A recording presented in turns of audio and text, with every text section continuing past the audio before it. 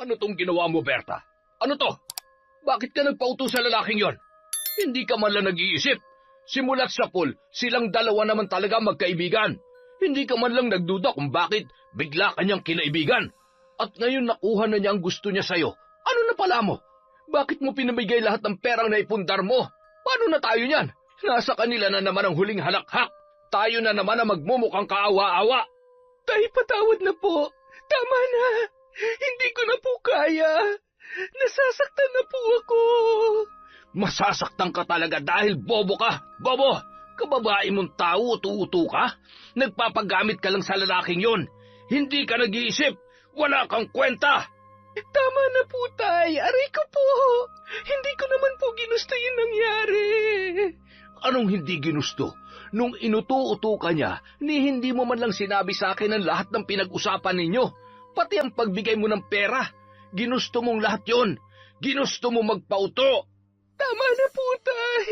Sobrang sakit na po. Lumayas ka rito sa harapan ko. Layas! Taon 2007, Zamboanga.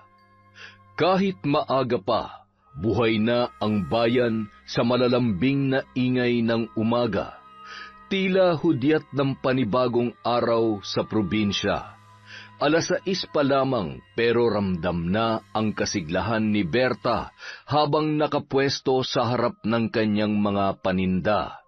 Sa kanyang harapan, isang malaking lamesa ang puno ng samut-saring kakanin, minatamis at iba pang putahe. Nakahanay ng maayos upang maakit ang mga dumaraan.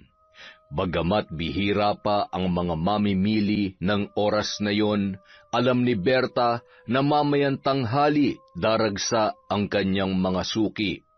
Kaya't hindi niya pa inilalabas ang iba niyang paninda. Ayaw niyang mawala ang lutong at sariwa nitong anyo bago pa man dumagsa ang mga tao. Habang abala sa pag-aayos, isang pamilyar na muka ang lumapit sa kanyang pwesto. Si Sandro, isa sa mga taga roon at isa rin sa matagal ng suki ng dalaga. Hi, Berta. Magandang umaga. Uy, Sandro, ang aga mo yata. Oo nga eh. Inutusan ako ni nanay na bumili ng pang-almusal. May bisita kasi kami. Sakto, bagong luto pa lahat yan. Mainit-init pa yung iba oh. Binalot ko na maayos para hindi agad lumamig. Ayos to, salamat. Teka, wala pa si Lucille? Wala pa eh. Siguro, na-late lang. Pero darating din yon. Ganun ba? Sayang naman. Nasa kanya kasi yung madalas kong binibili. Oo nga. Pero baka paparating na rin yon. Buti pa, hintayin mo na lang. Wag na. Pabili na lang nitong hopya tsaka buko pie. Sige. Eto na. Salamat ulit ha. Buti pa mamaya dumaan ka ulit. Sigurado nandito na yon. Sige, titingnan ko. Salamat, Berta ha. Ingat ka, Sandro. Pagkatapos makabili ni Sandro, malungkot niyang pinagmasdan ang papalayong likuran nito. Gusto niyang pigilan ng lalaki kahit sa isang saglit lamang. Pero ano nga ba ang kanyang karapatan? Tindera lamang ang tingin sa kanya nito. Walang halaga at walang puwang sa puso ng lalaki. Matagal niya nang itinatagong lihim ang damdamin niya para kay Sandro, pero mula noon kay Lucille na lagi nakapako ang mga mata ng lalaki. Laging si Lucille ang kanyang hinahanap. Paano ba namang hindi? Bukod sa maganda, si Lucille din ang pinakamahigpit niyang kakumpetensya sa pagtitinda. Madalas silang mag-agawan ng suki at customer at sa karamihan ng pagkakataon, si Lucille ang mas nananaig. Mas marami itong benta, mas maraming lumalapit dito at mas maraming gustong mapansin ito. Pero hindi lamang yon ang dahilan ng kanilang hindi pagkakasundo. Matagal nang may alitan ang kanilang mga pamilya. Mga dekada nang hindi nagkakaayos at tila namana lang nila ang galit ng kanilang mga magulang. Hindi na bago ang panlalait ni Lucille sa kanya.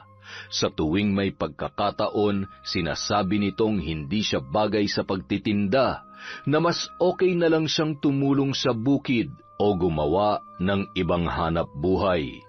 Hindi niya sana papansinin ang lahat ng iyon. Sanay na siya sa panglalait ng kanyang kakumpetensya, pero ang hindi niya kayang tanggapin ay ang mas hayag na pagkagusto ni Sandro kay Lucille, isang bagay na hindi na rin niya ipinagtataka. Si Lucille ay hindi lamang maganda, kundi hinahangaan din ng bayan. Lagi itong suki sa mga pageant sa iba't ibang barangay, samantalang siya, wala siyang may pagmamalaki kundi ang kanyang kakanin. Sa usapang ganda ay wala siyang binatbat kay Lucille. Kayumanggi ang kanyang balat, may malaking nunal sa gilid ng mata at kulot-kulot ang kanyang buhok.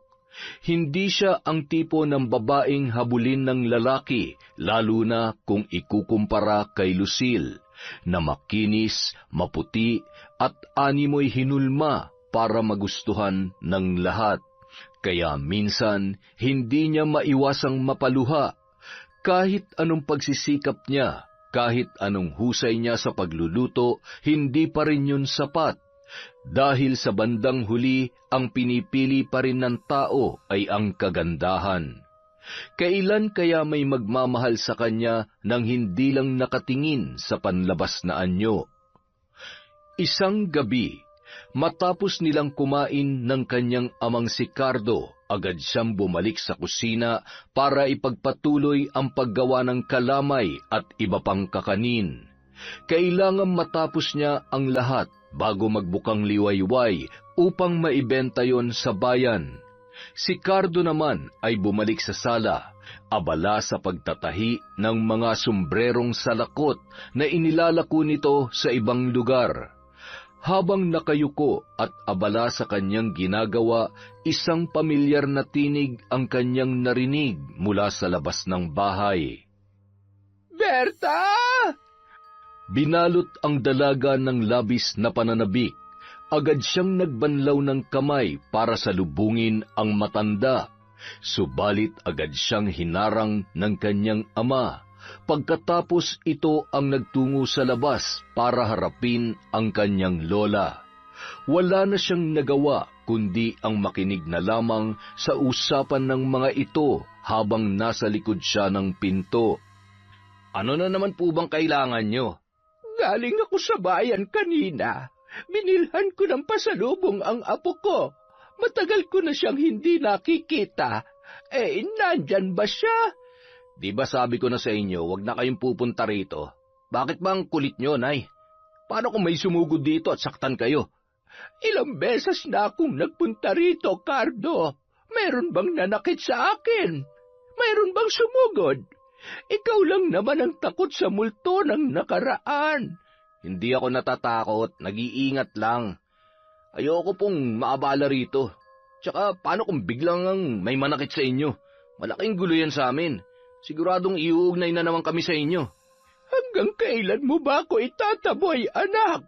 Pati apo ko ay ipinagkakait mo sa akin. Gusto ko lamang siyang makita, kahit isang beses lamang. Huwag niyo na nga siyang gambalain. Ayoko matulad siya sa inyo. Ayokong kamuhian siya ng tao dahil lang sa pangalan ninyo. Sana'y maintindihan niyo ako, Nay. Hanggat hindi niyo tinatalikuran ng pagiging mambabarang, hindi kayo makakatapak sa bahay na ito. Ayoko maging salot ang anak ko sa paningin ng iba dahil lang sa lola niyang... katulad ninyo. Masyado kang mapanghusga.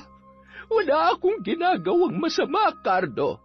May nabalitaan ka na bang nabarang o namatay dito ngayon? Matagal na akong nagbago. Alam mo yan. Hindi ko na ginagamit yon para makapanakit. Hindi lahat ng mambabarang ay tulad ng iniisip mo. Gabi, Nanay. Umuwi na kayo. Delikado nang maglakad-lakad mag-isa sa daan. Ibibigay ko na lang tong pasalubong nyo kay Berta. Pero sana, wag na po kayong pupunta rito nang hindi nagpapaalam. Kailan ko ba siya pwedeng makita? Kung ayaw mong may makaalam kahit sa ibang lugar na lang, samahan mo pa siya kung gusto mo. Sa susunod na po natin pag-usapan yan, Nay. Umuwi na kayo. Sige na, gabi na. Hindi na hinintay ni Cardo na makasagot pa ang matanda. Pumasok na agad ito sa loob at pinagsarhan ng pinto. Inabutan niya pa si Berta na nakatayo lamang sa isang tabi. Ipagpatuloy mo na yung ginagawa mo, anak. Dinalhan ka ng pasalubong ng lola mo. Kunin mo na lang mamaya sa kwarto. Sige na. Makalipas ang ilang sandali, nakahiga na si Cardo nung mga oras na yon, habang si Berta ay nasa harap pa rin ng salamin at nagsusuklay ng kanyang buhok. Tay, anong oras po kayo aalis bukas? Hindi ba tayo magsasabay ulit? Baka mauna na ako, anak. Sasamahan ko kasi yung kaibigan ko pagkatapos kong maglako. May nakita siyang sideline at magbabaka sakali rin ako. Malay mo, pag natanggap ako, mas maayos na trabaho na to para sa akin. Gusto niyo po, huminto na lamang ako sa pagtitinda at magtrabaho na rin, Tay. Nako, anak, mas mabuti kung wag mo munang pabayaan ang negosyo natin. Kapag may malaki na tayong ipon, saka ka na maghanap ng ibang trabaho. Wala namang matinong oportunidad dito sa baryo eh. Kaya nga po, mas gusto kong sumubok sa Maynila. Mas malaki ang kikitain ko ron. Mas marami rin akong maipapadala sa inyo. Naiintindihan naman kita, anak, pero hindi ganong kadali ang buhay sa Maynila. Hindi lang pamasayang problema. Kailangan mo rin ng matitirhan, pagkain, at kung ano-ano pang gastusin. Hindi ka agad makakahanap ng trabaho doon. Ayokong mahirapan ka ron ng wala tayong kasiguruhan. Sige po, Tay, pero may gusto lang po sana akong itanong. Ano yon, anak? Kailan niyo po ako papayagan ulit na makita si Lola Morta? Huwag muna natin yung pag-usapan, pwede? Pero bakit po? Lola ko pa rin naman po siya. Pamilya po natin siya. Alam mo, anak, hindi mo alam kung gaano kabigat ang dinanas ko noon dahil sa kanya. Bata pa lang ako, halos itaboy na kami ng buong baryo. Hindi lang siyang kinamuhian nila, pati ako'y dinamay nila. Iniisip nila na paglaki ko, magiging katulad niya ako. Kahit wala akong ginagawa, hinuhusgahan na nila ako. Pati mga kalaro ko, tinutukso ako. Hanggang sa dumating yung mga pagkakataong nagtatago na lamang kami kung saan-saan. Dahil gusto siyang kuyugin ng mga tao. Gusto siyang patayin. Pero, Tay, nagbago naman na po siya, hindi ba? Oo, nagbago na siya. Hindi niya na ginagamit ang kapangyarihan niya sa masama, pero hindi na rin niya mababago ang tingin ng mga tao sa kanya. At higit sa lahat, hindi niya na mababago ang sugat na iniwan niya sa akin. Naiintindihan ko po kayo, Tay, pero sana huwag niyo rin siyang habang buhay na ipagkait sa akin. Matanda na po si Lola Morta, hindi na siya magtatagal dito sa mundo. Hindi ko man lang siya lubusang nakilala. Maaga nang kinuha si nanay tapos pati ba naman si Lola, hindi ko man lamang mararanasang makasama. Alam kong mahirap para sa iyo, anak, pero gusto kong lumaki ka normal. Isang taong hindi kailangan matakot sa anino ng nakaraan. Ayokong maranasan mong pang-aping dinanas ko noon. Hindi mo alam kung gaano kahirap mabuhay sa mata ng mga mapanghusgang tao. Pero Tay, kung ang iniisip niyo lang ay ang sasabihin ng iba, edi pwede kami magtago ni Lola sa ibang lugar, yung walang makakakita sa aming dalawa. Hindi naman kita habang buhay na ipagkakait sa kanya, anak. Pangako yan, pero wag muna ngayon. May tamang panahon para dyan. Kailan po yung tamang panahon? Sa ngayon, mag-focus ka muna sa negosyo natin. Yan ang pinaka-importante. Opo, Tay. Sa pagkakataong yon, hindi na nakipagtalo pa si Berta. Hindi na niya mabilang kung ilang beses na nilang pinag-usapan ng kanyang ama ang tungkol doon. Pero hanggang ngayon, wala pa ring nagbabago sa mga sagot nito. Tutol pa rin ito na makita at makasama niya ang kanyang lola para hindi raw malipat sa kanya ang pagkamuhi rito ng mga tao. Inintindi na lamang niya ang kanyang ama at di nagtagal, humiga na rin siya para magpahinga. Maaga pa ang gising nila bukas para sa kani-kanilang mga trabaho. Kinaumagahan, kasama na niya ang karibal na si Lucille sa bayan. Magkatabi lang ang kanilang pwesto, pero mas malaki ng kaunti ang espasyo nito kumpara sa kanya. Ineng, magkano itong kakanin mo? Ay, itong styropack natin, 50 lang po, ma'am. Itong bilao naman po, 300. Tapos yung mas malaki, 500. Wow, mukhang masarap ito ah. Masarap po talaga yan. Ako po mismo nagluto niyan. Ay, talaga ba? Opo, lahat ng paninda ko rito, ako po mismo ang gumagawa. Kaya makakasiguro po kayo na hindi magbabago ang lasa. Masarap na, malinis pa. Ay, sige, pagpipilian ko lang muna, ha? Pero Ineng, may leche flan ka ba ngayon? Ay, sayang. Hindi po ako nakagawa, madam eh. Gusto niyo balik po kayo bukas? Igagawa ko po kayo. Ay, hindi. Ale, leche flan bang hanap mo? Dito ka na lang sa akin, oh. Bagong gawa lang, napakalasa pa. Halika, dito ka. Sigurado ka ba? Opo, dito na po kayo sa akin. Mas marami po kayong mapagpipilian dito. May leche flan, may ube, lahat-lahat ng pwede niyong hanapin nandito na. Tsaka, alam niyo ba, may sikreto akong ingredient kaya natatangi ang lasa ng leche flan ko. Hindi katulad ng iba dyan na pare-pareho lang ang timpla. Ay oo nga no, mukhang masarap to ah. Naku, wala pong katulad yan. Ito na ang pinakamasarap na leche flan na matitikman nyo rito sa buong lugar. Wala nang masihigit pa rito. Yun nga ang dahilan kung bakit isa yan sa mga bestseller ko. Magtiwala po kayo. Talagang masarap yan. Oo nga po, madam. Swerte po kayo kasi meron siyang leche flan, pero kung kakanin naman ang gusto nyo, masasabi ko lang po na ang mga gawa ko palaging fresh at hindi binibilad sa araw ng matagal.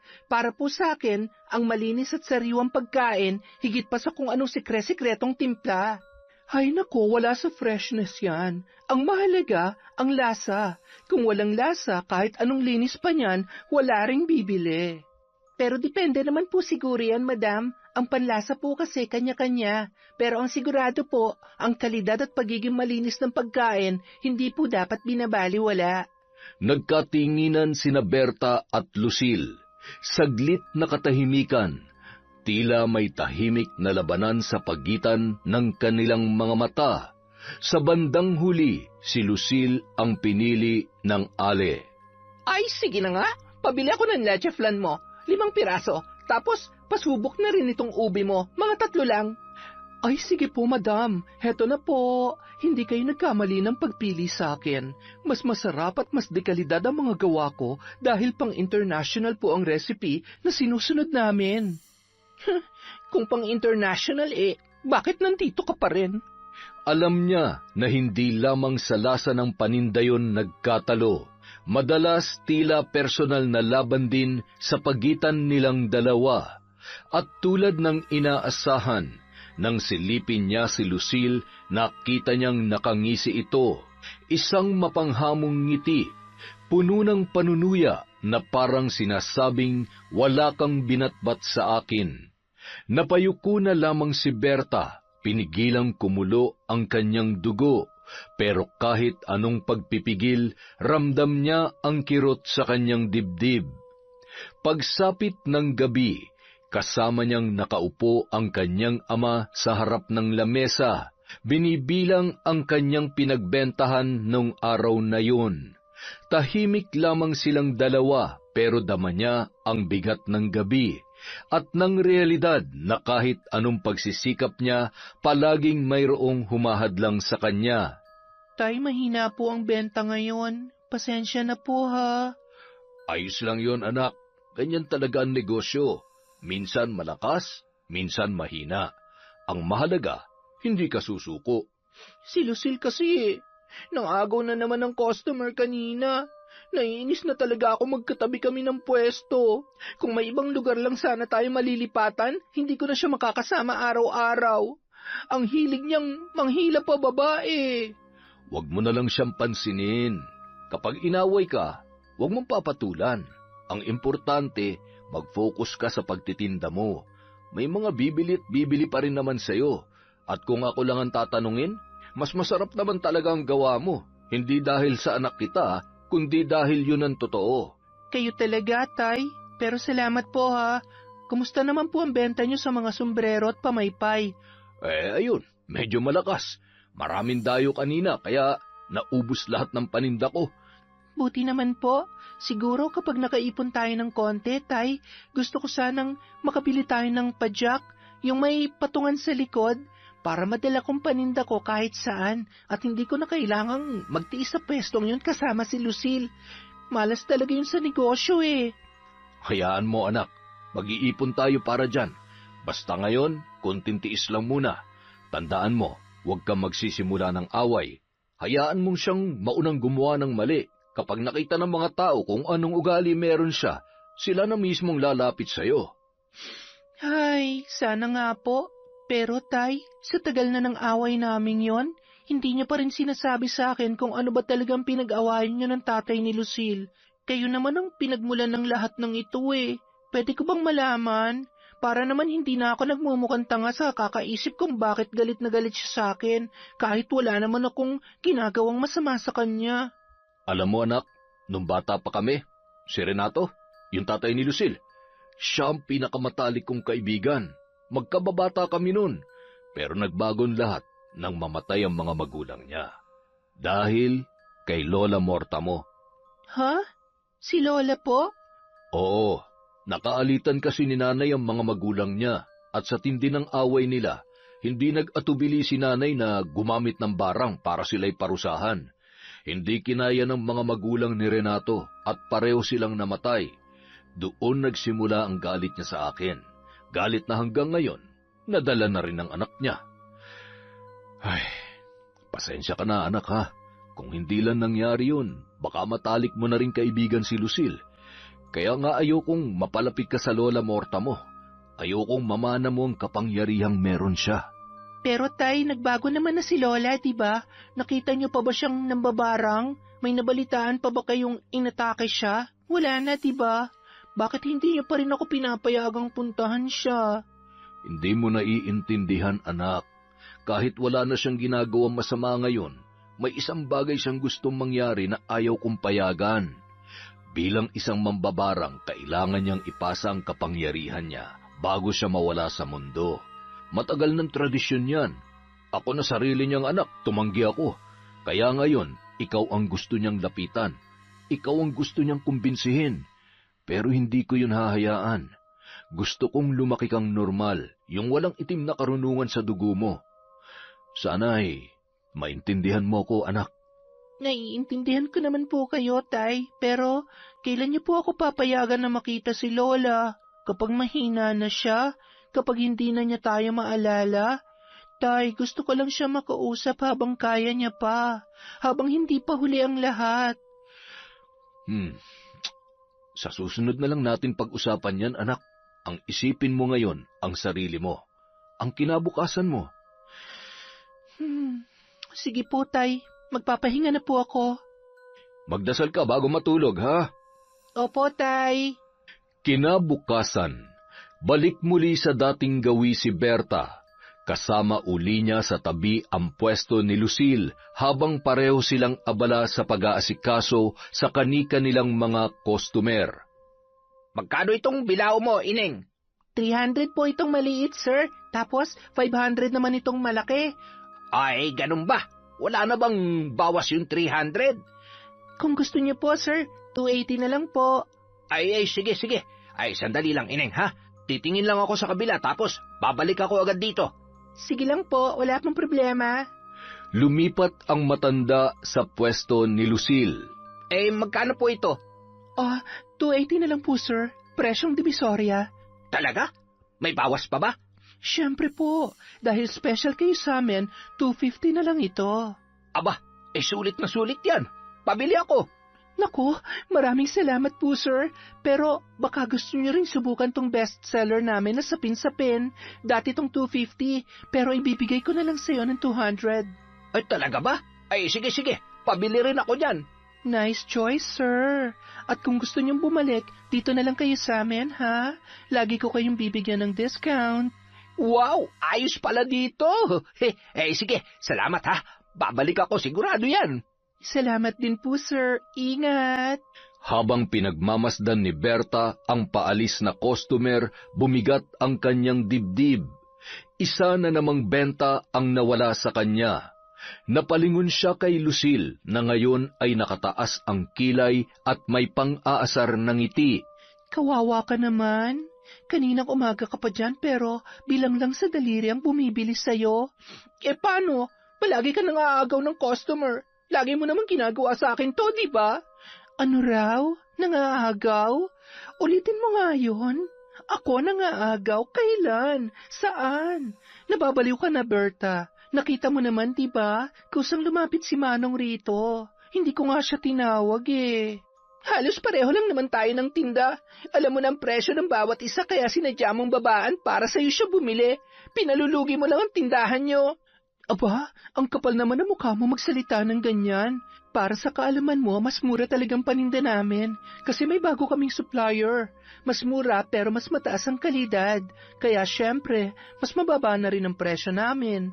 Hindi tulad nyo, kaya hindi ko nakasalanan kung ayaw na nilang bumili sa inyo. Kaya habang maaga pa, mag-isip ka na ng ibang pagkakakitaan. Hindi magtatagal magsasara na ang pwesto nyo. Sige na, ikaw na ang panalo. Ikaw naman palagi eh. Pero tandaan mo to, kahit kailan, hindi mo kami mapapasara. Di wow. Good luck na lang sa mahal mong paninda. Hindi na sumagot pa si Berta.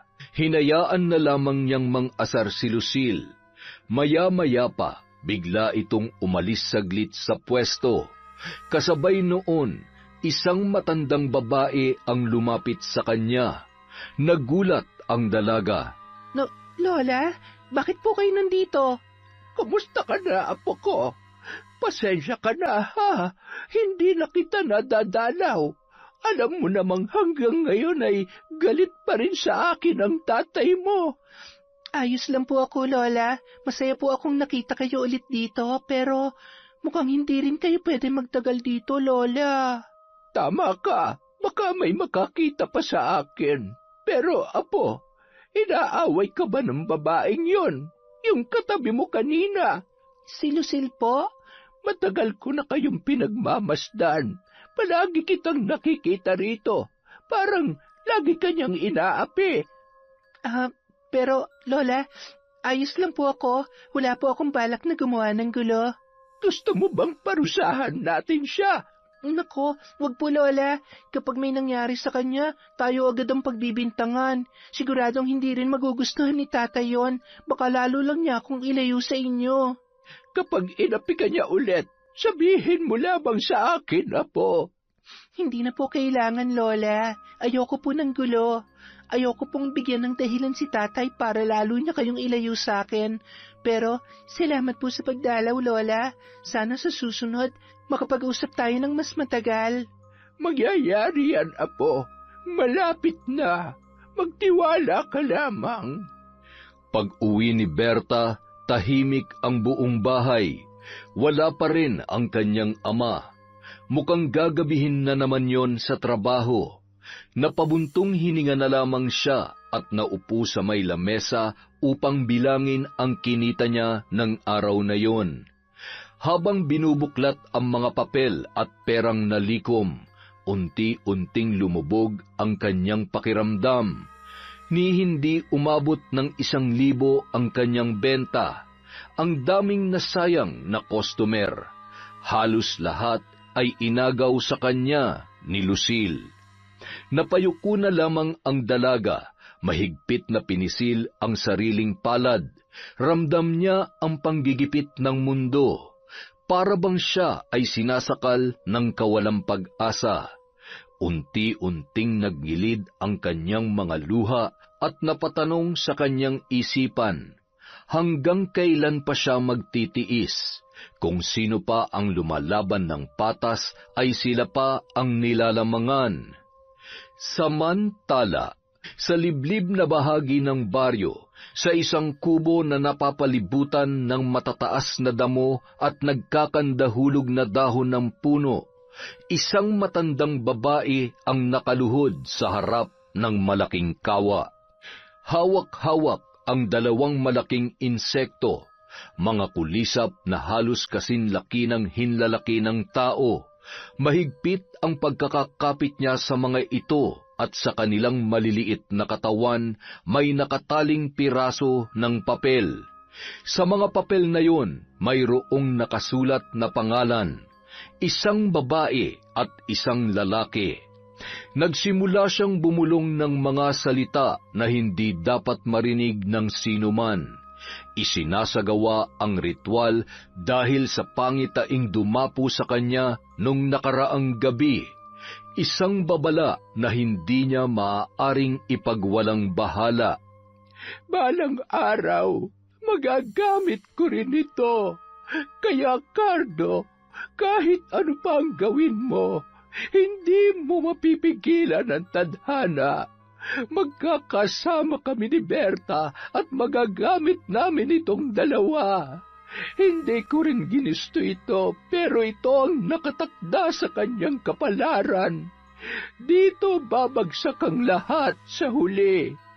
Samantala, habang patuloy na dinadagsa ng mga tao ang pwesto ni Lucille, tahimik naman na nagpapaypay si Berta sa kanyang tindahan. Pinipilit niyang iwasang tanawin ang kanyang karibal para hindi na lamang masira ang kanyang araw.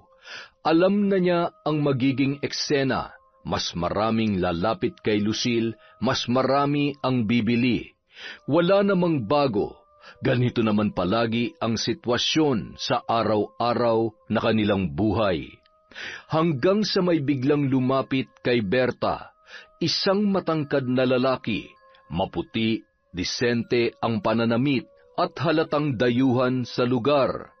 May dala itong malaking kamera na nakasukbit sa leeg, pero higit sa lahat, matipuno at magandang lalaki. Napakunot na lamang ng noo si Berta. Hindi niya inaasahan na may lalapit sa kanya, lalo na isang dayuhan. Hi ate, magandang umaga po. Kayo po bang may-ari ng pwestong ito? Opo. Bakit po?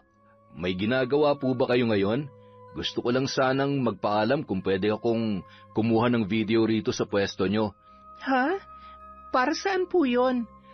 Journalist po ako at isa sa mga projects ko ngayon, gumawa ng documentary tungkol sa buhay ng isang vendor.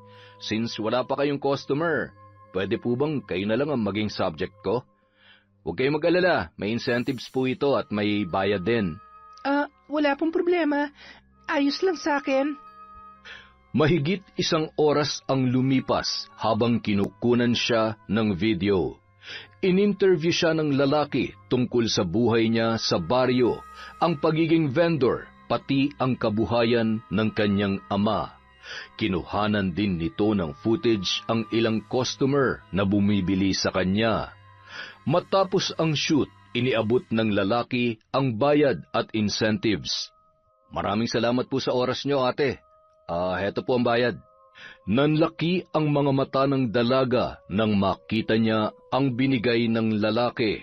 Hala, ang dami naman ito, sir. Paano ko ito iuwi? Tanggapin niyo na po, huwag na kayong mahiya.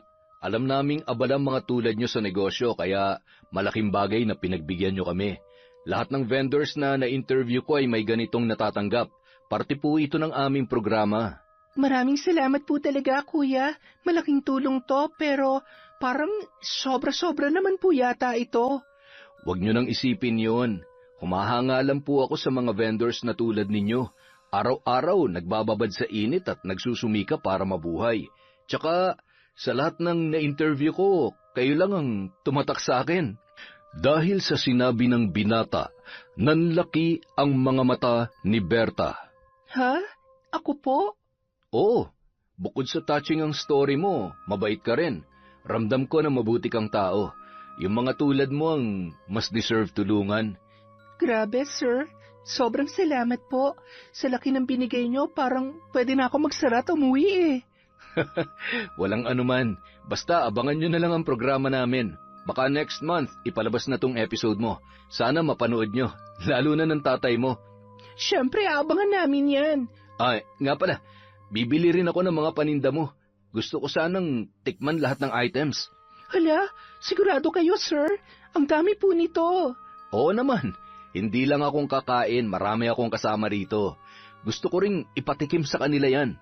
At dahil may ongoing projects kami dito, baka magtagal pa kami ng ilang linggo. Babalik pa ako rito bukas o sa makalawa. Sir, grabe. Baka hindi na ako makahinga sa dami ng biyayang binibigay nyo. Masanay ka na. Kapag naipalabas yung video mo, malay mo, may maantig sa kwento mo at may mag-donate pang mga viewers. Lahat ng donasyon, diretso sa inyo yon. Hindi namin binabawasan yon. Sir, sobra-sobra na po ito, pero wag po kayo mag-alala. Hindi masasayang ang mga itinulong nyo. Palalaguin ko to para mapalaki ko ang pwesto ko. Sana mas marami pa kayo matulungan. Sige ate, dadalhin ko na tong binili ko. Kita tayo bukas. Ingat po kayo, sir. Maraming salamat po. Agad na itinago ni Berta ang mga ibinigay sa kanya. Pagkatapos ay lumingon siyang muli sa pwesto ni Lucille. Nagulat siya dahil kausap nito si Sandro at ang lakas ng tawa ng dalawa. Tila sobrang tamis yata ng kanilang pinag-uusapan. Palibhasa may pagtingin din si Lucille kay Sandro, kaya siguro hindi siya nito napansin at naisipang agawan ng customer. Dahil nandito ang crush niyang lalaki. Ganoon naman palagi si Lucille. Tuwing kasama si Sandro, halos nakakalimutan niya ang mundo. Sandro, matutuloy pa ba yung sinasabi mong pagpunta mo sa Maynila? Oo, kaso matagal pa naman yon. Sa susunod na taon pa, kasama ko ang nanay ko na luluwas doon. Ganun ba? Hanggang kailan naman kayo magbabakasyon doon? Matagal ka bang mawawala? Yun lang. Sabi kasi ni nanay baka doon na muna niya ako pagtrabahuhin. Kaya kung sakali, baka nga matagalan ako ron. Sayang naman, pero good luck pa rin ha. Alam kong para din naman yan sa ikabubuti ng pamilya mo. Basta, huwag mo kong kalilimutan ha. Siyempre naman.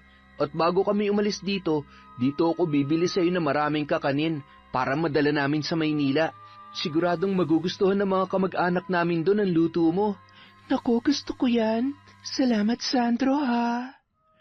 Pagkatapos nilang mag-usap, pasimpleng nilingon ni Lucille si Berta at nagpakawala ng mapanuyang titig. Tila sinasadya pang ipakita rito ang matamis na sandali nila ni Sandro. Batid niyang may gusto rin si Berta sa binata, kaya lalo siyang nasisiyahan tuwing nakikitang nagseselos ang dalaga. Pag-uwi ni Berta ng gabing yon, nadatnan niyang muling nag-aaway ang kanyang ama at ang ama ni Lucille. At tulad ng dati, hindi nagpaawat si Lucille sa pagtatanggol sa kanyang tatay. Tinutulungan niya pa itong makipagsagutan sa ama ni Berta. Dali-dali siyang lumapit at pumagitna sa nagkakainitang palitan ng sigaw. Sa kabila ng kanyang pagpupumilit na awatin ng dalawa, patuloy pa rin silang nagsasagutan. Hindi alintana ang mga usiserong kapitbahay na nakamasid sa kanila. Matagal bago tuluyang humupa ang tensyon. At nang sa wakas ay medyo kumalma na ang kanyang ama, saka lamang siya nagkaroon ng pagkakataong kausapin ito. Tay naman, kita niyo yung ginawa niyo. Ayan, may pasapa kayo. Paano kayo papasok sa trabaho bukas? Huwag kang mag-alala, anak. Kaya ko pa. Hindi naman ito malala. Pero bakit na naman kayo nag-away? Ano na naman bang pinagtalunan niyo ng tatay ni Lucille? Ay, masamang balita, anak.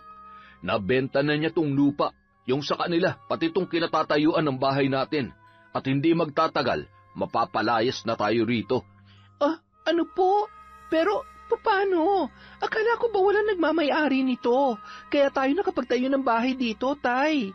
Dati oo, pero ngayon may titulo na. Ewan ko kung paano niya nagawa, pero nabili niya na raw.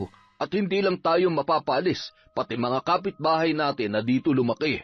Sigurado naman ako na hindi sila papayag, di ba? Hindi naman basta-basta pwedeng paalisin ng mga tao dito. Yun nga ang mas malala, anak. Mukhang may kasabwat siyang matataas na tao. Baka pati ang bagong mayor. May plano silang i-relocate ang mga maapektuhan, pero hindi tayo kasali. Kaya kapag dumating na ang utos, wala tayong magagawa kundi ang umalis. Hala, saan naman tayo titira? Tay, ito lang ang meron tayo, wala tayong ibang malilipatan. Kahit sa mga kamag-anak natin, alam naman nating wala ni isang papayag na patirahin tayo kahit pansamantala. Kay paring Enteng sana, kaso hindi nga sila kasya sa bahay nila eh. 10 ang anak nun. Paano pa tayo makikisingit doon? Iyon na nga po, Tay. Wala tayong mapupuntahan. Baka naman pwedeng pakiusapan ng tatay ni Lucille. Kahit kaunting palugit lang. Sinubukan ko na. Yan nga ang dahilan kung bakit nagkasagutan kami, nagkasakitan pa. 1 linggo lang ang ibinigay nila. Pagkatapos nun ay gigibain na raw nila tong bahay natin. Grabe naman sila. Pero Tay, pwede naman tayong lumipat kay Lola, di ba? Hindi na natin kailangan maghanap ng matutuluyan. Wag na wag mong iisipin yan. Alam kong matutuwa ang lola mo kapag nalaman niyang ganito ang sitwasyon natin. Kasi yan naman talaga ang gusto niya, yung mapalapit ka sa kanya. Tay naman, yun pa bang iisipin niyo sa ganitong sitwasyon? 1 linggo na lang tayo rito. Ano bang mas pipiliin niyo? Ang tumira sa lansangan o ang humingi ng tulong kay Lola? Basta, gagawa ko ng paraan, Berta. Huwag mong ipilit yan. At higit sa lahat, hinding-hindi tayo titira sa lola mo. Hinding-hindi ko hahayaang mapalapit ka sa isang mambabarang. Pero Tay... Wala ng pero-pero. Tapos lang usapan. Napaluhan na lamang si Berta sa isang sulok. Kailan pa kaya magkakaayos ang kanyang ama at ang kanyang lola? Sila na lamang ang natitirang pamilya niya, pero hanggang ngayon ay hindi pa rin magkasundo. At ngayon, may isa pang mabigat na problema. Nanganganib silang mawalan ng bahay, kaya hindi niya na mapigilan ang paghagulhol. Kinabukasan, parang wala sa sarili si Berta. Napansin yon ng kanyang mga suki. May nagtanong pa kung meron siyang problema, pero tanggi lang ang kanyang isinasagot. Hindi pa rin siya makapag-focus. Iniisip ang 1 linggong palugit bago sila mapalayas sa kanilang tinitirhan. Dahil sa kaguluhan ng isip, hindi na niya nabanggit sa kanyang ama ang pasalubong at ang 10,000 pisong ibinigay ng isang customer kahapon bilang bayad sa ginawa niyang video documentary. Muntik na rin niyang makalimutan yon, pero balak niyang ipakita pag uwi niya mamaya. Sana ay ito na ang sagot sa kanilang problema. Hanggang sa biglang may dumating na bagong customer, napatingin siya at nagulat. Pamilyar ang mukha nito. Ito rin ang lalaking gumawa ng video kahapon. Magandang umaga, miss. Magandang umaga rin po, sir. Ikaw lang yatang mag-isa rito, ah. Opo. Absent po yung katabi kong pwesto, pero okay na rin yun. Mas tahimik, mas payapa. Alam mo, natikman ng mga kasama kayong kakanin mo. At grabe, sobrang nagustuhan nila. Kaya ngayon nagpapabili sila ulit para raw maiuwi sa kanilang pamilya. Hala, talaga po. Naku, maraming salamat. Malaking tulong po yan, lalo na't may malaki kaming problema ngayon. Ha? Malaking problema? Napalunok na lamang ng laway si Berta. Maging siya ay hindi alam kung bakit bigla niya yung nabanggit. Siguro ay dahil desperada na siya na makahingi ng tulong. Kasi po, nanganganib kaming mawalan ng tirahan. Nabenta na kasi yung lupa kung saan nakatayo ang bahay namin. Ha? Grabe naman. Paano yung negosyo mo? Itutuloy ko pa rin po. Hindi ko hayaang mawala to, lalo't ito lang ang bumubuhay sa amin. Alam mo ba, nung napanood ng mga kasama ko yung video na ginawa ko rito, sobrang nagandahan sila sa'yo. Hindi lang sa kakanin mo, kundi pati sa'yo mismo. May nagsabi pa nga na pwede kang maging model. Ang ganda mo raw kasi. Ang authentic ng dating mo. Probinsyanang probinsyana pero litaw na litaw ang kagandahan. Naku sir, salamat po. Pero grabe naman sila sa authentic beauty. Kailan pa ako naging maganda? Tingnan nyo nga po, tumukha ko, may peklat na, ang itim-itim ko pa. Ano po maganda dyan? Ano ka ba? Hindi hadlang ang kutis o peklat para itago ang kagandahan. Sa totoo lang, hindi ko nga yun napansin sa iyo eh. Ang nakikita ko yung totoong ganda mo. At alam mo kung anong lalo pa nagpapaganda sa iyo? Yung puso mo. Sir naman. Seryoso ko. At dahil dito, gusto kitang tulungan. Kung tatanggapin mo, may i-offer ako sa'yo. Pwede kang sumali sa amin sa mga photoshoot at magazine covers. Malaki rin ang kita ron, kaya pwede mong gamitin yon para sa pag-relocate ninyo. Ha? Talaga po? Oo naman. Kapag na-discover ka pa ng ibang channel at pahayagan, siguradong mas malaki ang exposure mo. At syempre, mas malaki rin ang kita. Pero may isang kondisyon. Kailangan mong sumama sa amin sa Maynila. Doon kasi kami nagtatrabaho. Sa Maynila? Isipin mo na lang, Berta. Malaking pera maipapadala mo sa tatay mo. Siguradong masasagot na ang problema ninyo. Gustuhin ko man po, pero magpapaalam muna ako kay tatay. Pag-uusapan po namin na mabuti to. Sige, walang problema. Pupuntahan na lang kita rito. At alam kong urgent yung sitwasyon mo, kaya kung tatanggapin mo ang offer, kakausapin kong connections ko na bigyan ka agad ng advance payment para may panggastos na kayo sa paghahanap ng lilipatan. Sir, napakalaking tulong po nito. Hindi ko po alam kung paano ko kayo pasasalamatan. Huwag mong isipin yun. Ang mahalaga, matulungan kita. Kaya magtiwala ka lang, siguradong papayagan ka ng tatay mo. At hindi naman nahirapan si Berta na magpaalam sa kanyang ama.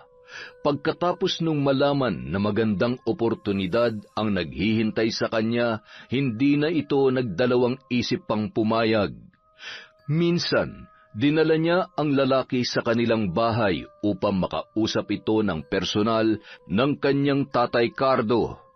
Tahimik pero maingat na sinuri ni Cardo ang kilos at pananalita ng lalaki, at sa huli nagustuhan niya ang ugali ng binata, kaya naman wala na itong naging pagtutol sa kanilang napagkasunduan. Kinabukasan, huling araw na ni Berta sa kanyang pwesto. Tulad ng dati, katabi niya si Lucille, pero ngayon wala na siyang balak makipagsagutan. Tahimik lang siyang nag-asikaso ng kanyang mga paninda, walang pakialam sa negatibong enerhiyang pilit na ipinaparamdam ng kanyang karibal. Ilang sandali pa, lumapit ang lalaki sa kanyang tindahan upang kumpirmahin ang kanilang schedule. Hindi yun nakaligtas sa mga matang laging nagmamanman. Nakita ni Lucille ang naturang lalaki, at gaya ng dati, umiral na naman ang ugali nito na mang-agaw ng customer. Hello, kuya. Bago lang po kayo rito. Bakit? Ako nga pala si Lucille. At heto nga palang pwesto ko. Baka may gusto kang bilhin dito sa akin. Mas marami akong tinda rito at mas masasarap pa. Salamat na lang po, pero dito na ako kay Berta bumibili. Naku, nagkakamali ka ng desisyon sa buhay. Hindi ka dapat bumibili dyan. Alam mo bang maraming nagkakasakit dito matapos bumili sa kanila? Hindi kasi malinis yung mga gawa nila dyan eh. Saka, tingnan mo naman, sobrang liit ng pwesto niya. Kaya siksik sa loob ang mga pagkain, madaling masira. Hindi tulad dito sa pwesto ko, mas maluwag kaya mas malinis. Dito ka na lang sa akin pumili, Pogi. Sige na. Sige. Next time. Salamat ha. Hindi na ito masyadong kinausap ng lalaki. Nagulat si Berta dahil tila walang balak magpasakop ang lalaking ito kay Lucille. Talagang loyal ito sa kanya. Halata rin niya na sa anyo ng lalaki na tila naiilang ito kay Lucille, kaya pilit na tinapos ng maaga ang pakikipag-usap doon. Lihim na natuwa si Berta. Sa wakas ay nagkaroon din siya ng panalo sa babaeng yun. Dahil sa loob ng mahabang panahon, ngayon lamang ito nabigong makaagaw ng customer sa kanya. Kaya tulad ng dati, nakalukot na naman ang mukha nito habang masama ang titig kay Berta. Kinabukasan, naghanda na sina Berta sa pagluwas sa Maynila. Kabado siya pero masaya. Habang nasa biyahe, walang tigil sa pananalangin ang dalaga. Makalipas ang 6 na buwan, naging maganda na ang buhay ni Berta sa Maynila. Nagtagumpay siya sa karerang kanyang pinasok bilang modelo, cover ng mga magazine at endorser ng ilang mga produkto. Hindi siya makapaniwala na kahit ganoon ang kanyang itsura, mayroon pa ring makakagusto sa kanya. At paglipas pa ng ilang buwan, nagpaalam siya sa kumpanya para magbakasyon. Nang sa gayon ay makasama niya panandalian ang kanyang ama. Tuwang-tuwa naman ito nang siya ay muling makita. Uy, anak, Berta, hala, bakit hindi ka nagsabi na uuwi ka? Di sana nakapag-arkila ko ng jeep para nasundo kita. Ano pa kayo, Tay? Hindi na kailangan. Saka sinadya ko talagang hindi magsabi sa inyo. Gusto ko kayong sorpresahin. Medyo naligaw pa nga ako eh. Nahirapan akong hanapin tong bagong address na binigay niyo sa akin. Ay nako, ikaw talaga. O sige, halika, pasok ka rito. Wow! Ito na ba yung bagong bahay natin, Tay? Oo anak, ginamit ko yung perang binigay mo sa akin dati para makapag-down ng deposit dito. Ito na yung pinakamalaking apartment na nahanap ko. Magkano naman po ang renta dito, Tay? Nasa 5,000 anak. Sobrang mahal naman po. Bakit hindi niyo sinabi sa akin nung nasa Maynila pa ako? Para sana nadagdagan ko yung ipinapadala ko sa inyo. Siyempre, ayokong ibigay mo sa akin lahat ng kinikita mo. Gusto ko magkaroon ka rin ng pera para sa sarili mo. Kaya yung mga pinapadala mo sa akin, yun ang ginamit ko para mapalawak pa ang pwesto natin. Tapos yung sariling sweldo ko naman, yun ang ginamit kong pambayad dito sa renta buwan-buwan. Malaki na rin kasi ang sahod ko ngayon sa trabaho dahil manager na ako sa isang pabrika. Ang dami na po palang nangyari dito mula nang mawala ako. Pero masaya ako dahil pareho na po tayong nakaahon ngayon. Higit sa lahat, malayong-malayo na tayo kina Lucille. Pero, Tay, asan na palang pwesto natin ngayon? May sarili na tayong pwesto sa palengke, anak. Malaki. Katunayan nga, may 2 empleyado na rin tayo na nag-aasikaso doon. Nung makaipon kasi ako sa ipinapadala mo, naisip ko na kumuha na lamang ng malaking pwesto sa palengke para mas malapit tayo sa mga customer. Hindi mo na kailangan magbilad sa araw at hindi na rin kailangan magpadyak. Mas komportable ngayon sa bagong pwesto natin. Gusto mo, puntahan natin ngayon? Sige po, Tay. Silipin natin mamaya. Magpapahinga lang po ako sandali. Medyo napagod po kasi ako eh. Samantala, sa bayan ay kasalukuyan pa ring nasa dating pwesto si Lucille. Walang nagbago sa kanilang buhay bukod sa napalawak na nila ang kanilang bahay dahil sa lupa na nabili ng kanyang ama. Pero pagdating sa kanyang negosyo, wala pa rin yung pagbabago. Nandoon pa rin si Lucille. Hindi naman bumagsak pero hindi rin umuunlad. Nakuha niya na ang pwesto ni Berta pero wala namang nagbago sa pag-usad ng kanyang hanap buhay. Maya-maya, may isang kakilala na lumapit sa kanya. Uy, Lucille, nakita mo na ba si Berta? Anong pakialam ko doon? Wala naman akong balita kung nasan yon. Sira, nandito na ulit siya sa Zamboanga. Alam mo ba, may malaking pwesto na sila sa palengke. Ha? Ano ka mo? Oo, may sarili na silang pwesto sa palengke, sobrang laki. Kaya pala, wala na siya dyan kasi nag-level up na yung tindahan nila. Grabe ang inunlad niya. Hindi makapaniwala si Lucille sa kanyang narinig. Sa sobrang pagbabaga ng emosyon, hindi na siya nakasagot pa. Nagtataka siya kung paano umangat ng ganoon si Berta. Kaya naman, kinabukasan, naisipan niyang silipin sa palengke sa kabilang bayan ang tinutukoy ng kanyang kakilala. Nagulat siya nang makita ang napakalaking pwesto ng mga yun. Bukod sa mas dumami ang mga paninda, mas marami na rin ang kanilang customer. Para siyang lalamunin ng lupa sa labis na pagkainggit at si Berta naman nakita niya itong kasalukuyang inaasikaso ang mga namimili kasama ang ama niyang si Cardo. Ang laki ng pinagbago ni Berta, kaya naman lalo siyang nilamon ng pagkainggit. Kailan ka pa nakaahon ng ganyan sa buhay? Walang hiya ka, Berta. Hindi ako papayag na umangat ka. Kami dapat ang umangat ng ganito, hindi kayo. Isang araw, Habang abalang nag-aasikaso si Berta sa kanilang pwesto, natanaw niya ang isang pamilyar na panauhin. Laking gulat niya dahil si Sandro yon. Mas gwapo na ito ngayon at mas disente na rin ang pananamit. Sandro, ikaw ba yan? Oo, ako nga. Kumusta na, Berta? Hindi ko akalaing ganito na pala kalaki ang pwesto nyo ngayon. Natutuwa ako para sa inyo. Salamat, pero ikaw, kumusta ka naman? Heto, masasabi kong nakakaangat na rin. Gaya mo, sa Maynila na rin ako nagtatrabaho ngayon. Nagbabakasyon lang din ako ng ilang linggo rito, pero babalik din ako kaagad. Ganoon ba? Akala ko ba sa susunod na taon pa kayo luluwas ng Maynila ng nanay mo? Yun ang narinig ko sa ibang tao. Yun naman talagang plano nung una. Kaya lang, tumawag kasi yung tito ko't nagbukas daw sila ng restaurant. Dahil alam nilang magaling akong magluto at nakapag-aral ng culinary, ako na lang ang kinuha nilang cook doon. Sila na rin ang gumastos para sa akin, kaya napadali ang pagpunta ko ron. Ah, kaya pala. Kumusta naman kayo ni Lucille? Wala na akong masyadong balita sa kanya eh. Ang alam ko lang, hanggang ngayon nagtitinda pa rin siya sa bayan natin. Hindi na rin kami masyadong nag-uusap.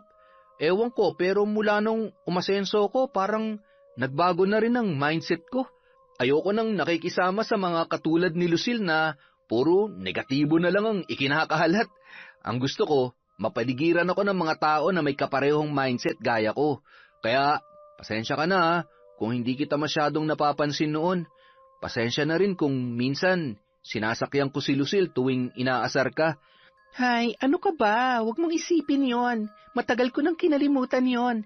Ang mahalaga, pareho ng maayos ang buhay natin ngayon. Tama ka nga naman sa sinabi mo. Dapat umiwas na tayo sa mga maling tao. Yung mga nais humila sa atin pababa. Kaya natutuwa ako dahil nagbago ka na rin. Ay, siya nga pala. Bibili sana ako ng sandusenang leche flan at ube. May handaan kasi kami ngayon dahil birthday ng pinsang ko. Tapos, bibili na rin ako ng puto at mga kakanin na paborito ko. Nako, salamat ha. Dahil dito mo naisipang bumili sa amin. Gusto ko rin kasi makabawi sa'yo. Kaya sana simula ngayon, ituring mo na rin akong tunay mong kaibigan. Aba, oo naman. Kahit kailan hindi naman naging masama ang tingin ko sa iyo eh. Kaibigan pa rin kita. Maraming salamat, Sandro ha. Nang mga sumunod na araw, nagkaroon ng mahabang oras sina Berta at Sandro na makapag-usap. Sa tanang buhay niya, ngayon lang niya nakausap ng ganoon kahaba ang lalaki. Malaki na nga talaga ang pinagbago nito. Katulad niya, negosyo na rin ang laging nasa utak ni Sandro. Bukod sa pagiging cook, may isang business din akong minamanage dun sa Maynila. Kaya ilang linggo lang ang bakasyon ko rito dahil kailangan ko rin bumalik agad doon. Hindi ka ba nahihirapan?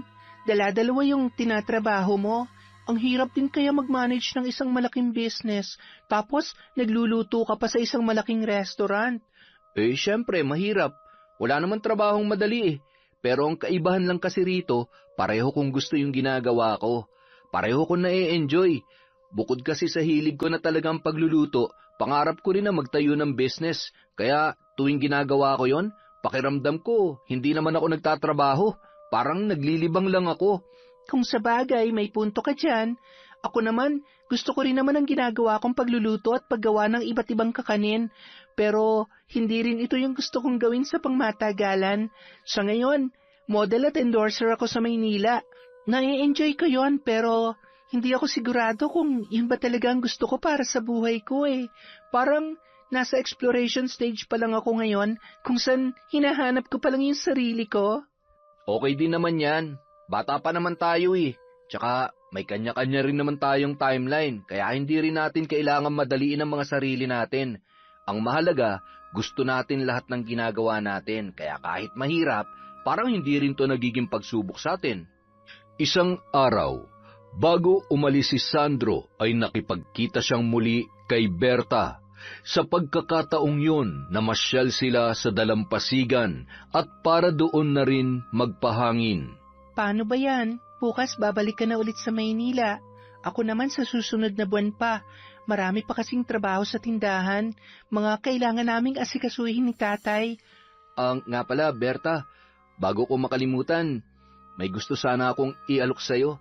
Tutal, pareho naman tayong nasa business industry ngayon. Sige, ano ba yon?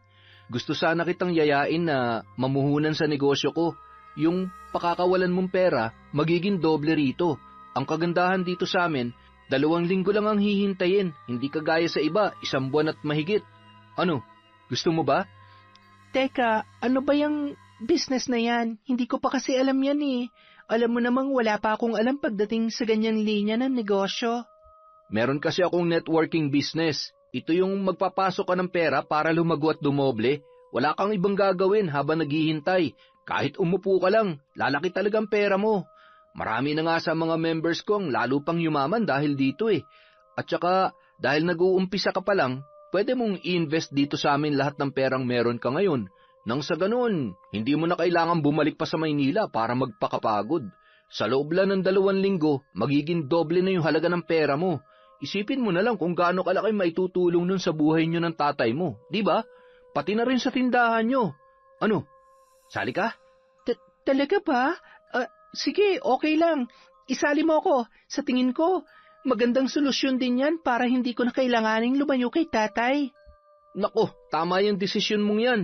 Sinasabi ko sa'yo, lahat na naging miyembro ko, naging instant millionaire dahil dito. Walang biro.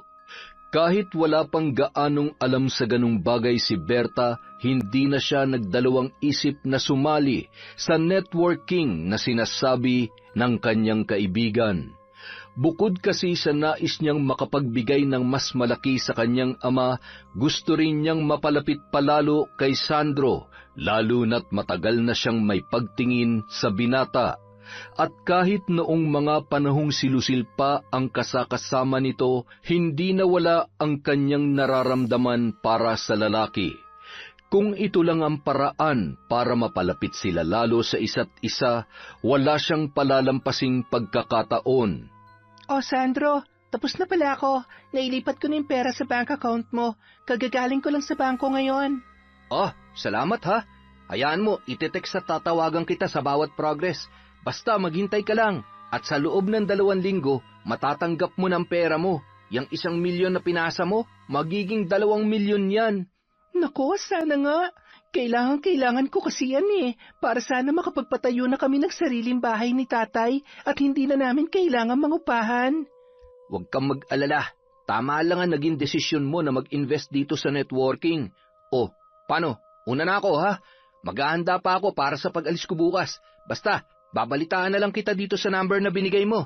Maraming salamat din, Sandro. Mag-iingat ka sa pagbiyahe mo, ha? Sa huli ay napayakap pa siya sa lalaki bago ito umalis. Kaya naman hindi niya naiwasang mamula sa kilig dahil sa unang pagkakataon, ngayon lang nagkadikit ng ganoon ang kanilang mga balat. Makalipas ang 1 buwan, kahit isang text o tawag mula kay Sandro ay wala siyang natatanggap. Dito na nagsimulang mag-alala si Berta. Napilitan siyang bumisita sa bahay ng lalaki para magtanong. Ngunit pagpunta niya roon, walang tao sa kanilang bahay. Ang isang katiwala lamang ang kanyang natagpuan. Magandang araw po. Pwede po ba magtanong? Ano yon, iha? Nandito po ba si Sandro? Ay, nasa Maynila yun ah. Doon nagtatrabaho. Alam ko po, kaya lang hindi ko kasi siya makontak eh. Parang hindi na aktibo yung number niya. May naibilin po ba siya rito bago siya umalis? Eh, wala naman. Wala naman siyang masyadong nabanggit sa amin. Bakit? May usapan ba kayo? Opo. Parang gano'n na nga po. Eh, hintayin mo na lang siguro siyang tumawag o mag-text sa'yo. Kahit kasi ako, wala rin balita sa kanya eh. Yung pamilya niya naman, sa pagkakaalam ko nagbakasyon sa ibang lugar at baka sa susunod na buwan pa umuwi yung mga yon. Ganun po ba? Sige po, salamat po. Biglang nakaramdam ng panlulumo si Berta. Hindi niya alam kung saan pahahanapin ang lalaki. Hanggang sa lumipas ang 2 buwan, walang Sandro na nagparamdam sa kanya. Pati tatay niya ay nakahalata na rin sa kakaibang ikinikilos ni Berta at pati na rin sa misteryosong pagkawala ng kanyang pera. Hanggang isang araw, nakita niya sa kabilang bayan si Sandro, kasama nito si Lucille at magkahawak kamay pa ang dalawa. Sa harap ng mga ito, may isang bagong pwesto na itinatayo. At base sa mga materyales na nakatabi sa gilid, mukhang ito ang bagong pwesto na lilipatan ng kanyang karibal. Wala siyang pinalampas na pagkakataon. Sandro! Nang marinig ang boses ni Berta, nagulat pa ang dalawa. Ha? Berta? Bakit ang tagal mo nawala? 2 buwan nang wala kang paramdam. Tapos nakauwi ka na pala rito sa Zamboanga pero hindi ka man lang nagsasabi. Ano ba nangyari sa'yo? Ano kasi, naging busy lang ako. Siya nga pala, kumusta na yung networking business na sinasabi mo? Kumusta na yung ininvest ko ron? Oo nga pala, kakausapin din kita tungkol dyan. Kaya lang, masyado lang kasi talaga akong busy. Kaya... Pero Sandro, kailangan ko na talaga yung pera. Pati si tatay, nagsisimula na magduda sa akin. Wala siyang alam dito sa nangyari. Sabi mo kasi 2 linggo lang, kaya hindi ko na sinabi sa kanya dahil gusto ko siyang surpresahin. Pero ngayon, nasa na yung pera ko? Pwede bang sa ibang araw na lang natin yan pag-usapan? Sobrang busy ko lang talaga ngayon eh. Anong busy? Simple lang naman ang tanong ko Nasaan na ang pera ko? Hoy, babaeng haliparot! Hindi ka ba nakakaintindi? Busy nga kaming dalawa, di ba? Kaya pwede ba umalis ka na? Bakit ka ba nakikialam dito? Huwag ka nga sumabat sa usapan ng iba. Sarili naming usapan to ni Sandro. Hoy, para sa kaalaman mo, malapit na kaming ikasal ni Sandro. Kaya may pakialam at karapatan ako sa lahat ng usapan niya. At para sabihin ko sa'yo, wala na ang pera mo. Nagamit na namin dito sa pinapatayo namin pwesto. Totoo ba yun, Sandro? Totoo bang sinasabi ng babaeng yan? Patawad, Berta, pero yun ang totoo. Yung kalahati ng pera mo, ipinandagdag namin dito sa bagong pwesto na nabili nila. Tapos yung kalahati naman, ipinambayad na namin para sa handaan sa gaganapin naming kasal. Walang hiya ka! Walang hiya ka! Manluloko! Bakit mo nagawa sa akin to, Sandro? Bakit? Pinagkatiwalaan kita. Pinaghirapan ko ang perang yun. Bakit? Sino ba may sabi na magtiwala ka sa kanya? Yan ang hirap sa atin eh. Pangit ka na nga, wala ka pang utak. Kasalanan mo rin kung bakit ka nauto. Sandro, bakit mo ginawa yun? Akala ko ba magkaibigan na tayo? Akala ko ba gusto mong umangat tayong pareho kaya inalok mo ako sa networking na yon? Patawad, Berta. Pero kahit kailan, hindi naman talaga kita tinuring na kaibigan eh. Lahat na nangyari ay utos lang sa akin ni Lucille. Planadon lahat ng ginawa ko. Tama siya. Ako ang nagplano ng lahat. Alam mo kung bakit? Dahil ayoko makita kang umangat. Hinding-hindi ako papayag na umangat sa buhay ang isang apo na mambabarang na pumatay sa mga magulang ng tatay ko. Ang dapat sa mga tulad mo, habang buhay na naghihirap dito sa lupa. Kung tutuusin, kulang pa nga yan sa ginawa niyo sa mga magulang ng tatay ko eh. Sa'yo, pera lang ang nawala. Pero sa buhay ng tatay ko, mga magulang niya nawala dahil sa lola mong salot. Kaya wala kang karapatang magalit sa amin. Kami ang may karapatang magalit at maningil sa inyo. Tandaan mo yan, babaeng hampas lupa. Hindi na nakapagsalita pa si Berta. Sa labit na sakit ay napahagulgol na lamang siya sa kaniyugyog ang katawan ni Sandro. Mabilis na umawat si Lucille at nagpakawala ng malakas na sampal. Sa lakas ng tama noon, natumba si Berta sa daan at namula ang pisngi. Umuwing luhaan ang dalaga. Hindi na rin niya naitago sa kanyang ama ang nangyari. Kaya pati ito ay nagalit na rin sa kanyang anak. Ano tong ginawa mo, Berta? Ano to? Bakit ka nagpauto sa lalaking yon? Hindi ka man lang nag-iisip. Simulat sa pulsilang dalawa naman talaga magkaibigan. Hindi ka man lang nagduda kung bakit bigla ka niyang kinaibigan? At ngayon nakuha na niyang gusto niya sa'yo. Ano na pala mo? Bakit mo pinamigay lahat ng perang naipundar mo? Paano na tayo niyan? Nasa kanila na naman ang huling halakhak. Tayo na naman ang magmumukhang kaawa-awa. Tay, patawad na po. Tama na po. Hindi ko na po kaya, nasasaktan na po ako. Masasaktan ka talaga dahil bobo ka. Bobo, kababae mong tao, tuto ka. Nagpagamit ka lang sa lalaking yon. Hindi ka nag-iisip. Wala kang kwenta. Tama na po, Tay. Aray ko po. Hindi ko naman po ginusto yung nangyari. Anong hindi ginusto? Nung inuto-uto ka niya, hindi mo sinabi sa akin na napag-uusapan nyo. Pati ang pagbigay mo ng pera. Ginusto mong lahat yon. Ginusto mong magpauto. Tay, tama na po. Sobrang sakit na po. Kung ayaw mo masaktan, lumayas ka rito sa harapan ko. Layas! At baka kung ano pang magawa ko sa'yo. Pero, Tay... Layas! Sa bandang huli, wala nang nagawa pa si Berta kundi ang lumabas. Wala na siyang mukhang maiharap pa sa mga tao matapos ang kahihiyang dinanas niya kanina. At ngayon, mas matindi pang sakit ang kanyang nararamdaman, ang pagmamalupit ng kanyang sariling ama. Habang naglalakad sa madilim na lansangan, doon niya napagtanto ang lahat ng maling desisyong kanyang nagawa. Sa labis niyang kagustuhang makatulong at maiangat ang kanilang buhay, lalo lang siyang napahamak. Ang perang pinaghirapan niya ay nawala sa isang iglap. Ngayon, wala na siyang ganang bumalik pa sa Maynila. Hindi niya kayang muling magtiis ng ilang buwan para lamang mabawi ang nawala sa kanya. Napakalaki ng kanyang pagkatalo, parang naubos ang kanyang lakas. Wala na siyang gana sa kahit na ano. Kaya naman ng gabing yon, wala na siyang nagawa kundi gawin ang isang bagay na matagal niya nang iniwasan. Naglakad siya patungo sa isang lugar. Ang lugar na mariing ipinagbabawal ng kanyang ama, sa baryo kung saan nakatira ang kanyang Lola Morta. Berta, Apo, bakit nandito ka? Halika, pasok ka. Ano ba nangyari sa'yo? Bakit puno ka ng pasa?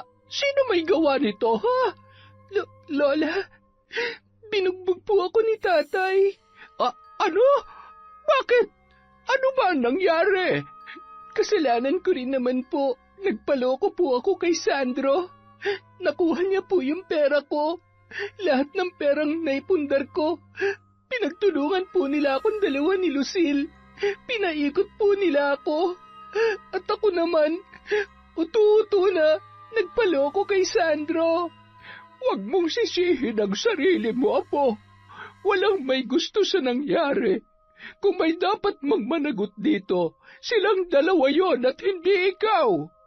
Eto na nga bang sinasabi ko Ayaw kang mapalapit sa akin ng tatay mo dahil takot siyang kamuhian ka rin ng tao.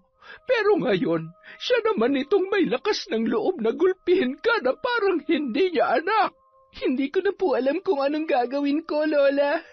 Hindi ko na po alam kung paano ko pa mababawi yung nawala sa akin. Sobrang sakit po ng ginawa ni Sandro, kaya hindi ko rin maiwasang magalit sa sarili ko dahil napakabobo ko.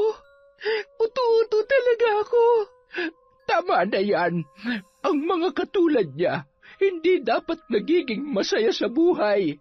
Kaya sana, Apo, tanggapin mo ang alok ko sa iyo. Tutulungan kitang makaganti sa dalawang yon. Kahit anong paglalayo ng tatay mo sa atin, hindi niya mapipigilan ang talagang nakatakda para sa iyo. At ito na ang araw na yon. Dahil na rin sa labis na kawalan ng pag-asa, napilitan ng umanib si Berta kay Lola Morta. Pumayag na rin siya na maituro nito sa kanya ang karunungang itim upang magamit yon laban kina Sandro at Lucille. Kaya naman, ng gabing yon, sabay nilang isinagawa ang ritual. Siya ang gumawa ng proseso na itinuro naman ng kanyang lola. Itong gagawin natin ay hindi para patayin sina Sandro at Lucille. Ito ay para ipakita sa kanila kung gaano kalaking pagkakamali ang ginawa nila sa panloloko sa iyo. Ang parusang ito ang magbabago sa kanila para sila mismo ang lumapit sa iyo at humingi ng tawad. Kahit gaano pa kataas ang tingin nila sa kanilang sarili, hindi nila kakayanin ang tindi ng parusang ito. Kayo na po ang bahala, Lola. Bago tayo magsimula, samahan mo kung iusal ang sagradong mga panalangin. At dali-dali na ngayong isinagawa ng maglola. Ngayon, simulan mo na, Apo. Una, sindihan mo ang mga kandila sa paligid natin. Ang mga kandilang yan ang sumisimbolo ng liwanag, kabaitan at tiwala na ipinagkaloob mo sa Kanya. Pangalawa, kunin mo ang 2 insekto at ilapag mo sila rito sa makapangyarihang hugis na aking iginuhit. Ang mga hugis na yan na may baliktad na bituin sa loob at isang mata sa gitna, ang simbolo ng iyong puot na kanilang idinulot. Ipatong mo ang 2 insekto. Pangatlo, basahin mo ng 5 beses ang kanilang pangalan na nakasulat sa papel at nakatali sa katawan ng 2 insektong yan. Oras na masambit mo na ang kanilang mga pangalan, muli mong ulitin ang mga dasal na itinuro ko kanina. Matapos gawin ang sinabi ng kanyang lola, sinimulan ng magdasal ni Berta. Ngayon, simulan mo ng sulatan ang likod ng mga papel na yan gamit ang pulang tinta na ito. Isulat mo ang maikling panalangin na itinuro ko kanina. Pagkatapos, muli mong ulitin ang panalangin na ginawa natin at ibulong mo sa mga papel na yan. Ngayon naman, isilid mo sa loob ng malaking garapon ang 2 insekto. Pagkatapos, isa-isa mong kunin ang mga kandila sa ating paligid. Sa bawat kandilang ito, kailangan mo ng 5 patak. Patakan mo ang mga insektong yan sa loob ng bote. Matapos mong gawin yun, isa-isa mong patayin ang mga kandila bilang pagpatay sa natitirang tiwala at kabaitan na nararamdaman mo sa kanila. Pagkapatay mo ng kandila, isarado mo agad ang bote. Buhatin mo ito at dalhin sa likod ng bahay. Ngayon, ihagis mo sa naglalagablab na apoy na yan ang bote at hayaang masunog kasama ang 2 insektong nasa loob, pati na rin ang pangalan ng 2 hangal na yon. Lola, ito na po ang huling bahagi ng ritual, diba? Ano na po ang susunod na mangyayari? Hintayin na lamang natin ang magiging epekto ng ritual sa kanila. Sa ngayon, nais kong samahan mo muna ako sa loob at nang maituro ko rin sa iyo ang iba pang nilalaman ng libro. Makalipas ang 1 buwan, nagulat sina Berta at Lola Morta nang makitang kumakatok si Cardo sa harap ng kanilang pintuan. Si Lola Morta ang lumapit dito at nagbukas. Bahagyang nanlaki ang mga mata ni Cardo nang masilayan ang 2. Anong kailangan mo? Bakit ka nagpunta rito? Nandito ako para sunduin ang anak ko. Uuwi na kami sa bahay namin. Tinaboy mo siya, hindi ba? Pinalayas mo na siya. Huwag kang umasa na babalik pa siya sa'yo. Pero akong tatay niya. Sa huli sa akin pa rin siya pupunta. Lalo na kapag nawala ka na. Hindi ka na magtatagal dito sa mundo para maalagaan pa siya ng matagal. Hayaan mong siyang magdesisyon kung kanino niya gustong manatili ngayon. Tama na po. Huwag na po kayo mag-away. Buo na po ang desisyon ko, Tay. Dito muna ako kay Lola pansamantala. Gusto ko po makasama siya ng matagal-tagal dahil matagal ko na rin hinihintay ang pagkakataong ito. Pero, anak, ayokong mahawahan ka niya ng kapangyarihan niya. Ayokong maging mambabarang ka. Mali po kayo, Tay. Hindi niyo po pwedeng pigilan na nakatakda sa akin. Kailangan din kita makausap, anak. Alam kong kayo ng lola mo ng barang kina Lucille at dun sa mapapangasawa niya na nanloko sa'yo. Alam mo ba, lumapit sa akin ang tatay niya. Nakiusap siya. Gusto niyang alisin niyo na ang sumpang ipinataw sa kanilang dalawa. Hirap na ang kalagayan nila ngayon. Handa na silang magpakumbaba sa atin. Hindi po biro ang ginawa nila sa akin. Oo, nauto ako. Naloko ako. Pero hindi ko po kasalanan yon. Kung may dapat mang sisihin dito, sila po yon. Dahil sila ang nanloko. Sana nun palang naisip nyo na to bago nyo ako naisipang bugbugin. Inaamin ko, nagkamali ako noon. Masyado lang ako nadala sa bugso ng damdamin ko. Pero pinagsisisihan ko na yon, anak. Kaya sana, pakinggan mo ang tatay mo. Bawiin mo na ang sumpang binigay mo sa kanila. Hirap na sila. Alam mo bang nangyari sa kanila? Parang nasunog ang kanilang mga katawan sa tindi ng mga sugat. Nabakbak na rin lahat ng mga balat nila at ngayon, umaalingaso ang baho ng kanilang dugo at laman dahil sa patuloy na pagkabulok. Buhay pa sila pero naaagnas na ang kanilang katawan. Ganoong katindi ang pinagdaraanan nila ngayon. Handa nang humingi ng tawad at magpakumbaba ang kanyang ama, pati na rin si Lucille. Kaya sana, huwag ka na magpalamon sa galit. Ayoko magkaroon ka ng matinding kasalanan sa Diyos dahil sa ginagawa mo. Diyos lang ang may karapatang magparusa sa mga nagkakasala, anak. Hindi tayong mga tao. Gaano kayo nakakasiguro na nagsisisi na nga talaga sila at hindi lang nila tayo pinapaikot gaya ng dati? Ilang sandali pa, nagulat sina Berta at Lola Morta dahil bigla ring dumating ang tatay ni Lucille. Kasama pala ito ni Cardo at ito naman ngayon ang lumuhod sa kanilang harapan. Berta, Nanay Morta, heta na yung perang ninakaw sa inyo ng nobyo ng anak kong si Lucille. 1,000,000 ito. Hindi ba't ito yung halaga na nakuha nila sa'yo? Pinagsikapan namin itong mabuo para lamang maibalik sa inyo. Sana'y mapatawad mo kami, lalo na ang anak ko. Gusto kong makipag-ayos sa inyo. Gusto kong tapusin ang matagal na alitang namamagitan sa ating pamilya. Ayoko na ng gulo. Ayaw na namin ng gulo. Nagmamakaawa ako sa iyo, Berta. Ako na ang humihingi ng tawad at ibinababa ang aking sarili. Pagalingin mo lamang ang anak ko. Ibalik mo siya sa dati, parang awa mo na. Napaiyak na lamang si Berta sa sumunod na mga tagpo. Sa huli, muli silang nagsagawa ng ritual ng kanyang lola para bawiin ang malubhang sakit na ipinataw nila sa dalawa. Pagkatapos ay tinanggap na rin nila ang perang isinauli ng ama nito. Nabawi na nila ang 1,000,000 at ng araw ding yun, nagkaayos na ang ama ni Lucille at si Cardo at pinilit na nilang kalimutan ang mapapait nilang nakaraan. Isang araw, naisipan ni Berta na dumalaw sa simbahan para humingi ng tawad sa Diyos. Alam niyang mali rin ang kanyang ginawa na pagbibigay ng sumpa sa mga taong nagkasala sa kanya. Ipagpaumanhin niyo po, Panginoon, kung pilit kong inilagay ang batas sa aking kamay.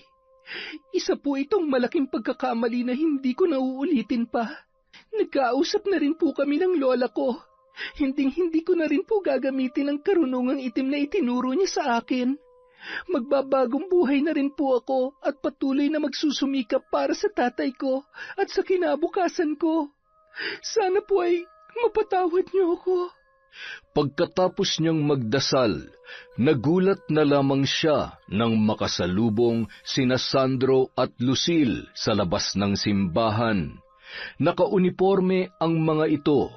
Nanumbalik na rin ang dati nilang mga anyo at sigla. Wala na ang bakas ng barang sa kanilang dalawa. Berta, buti at nakita kita rito. Magandang araw, Berta. Nagulat na lamang ang dalaga dahil yumakap ang mga ito sa kanya. Mabuti na lang at nakita tayo.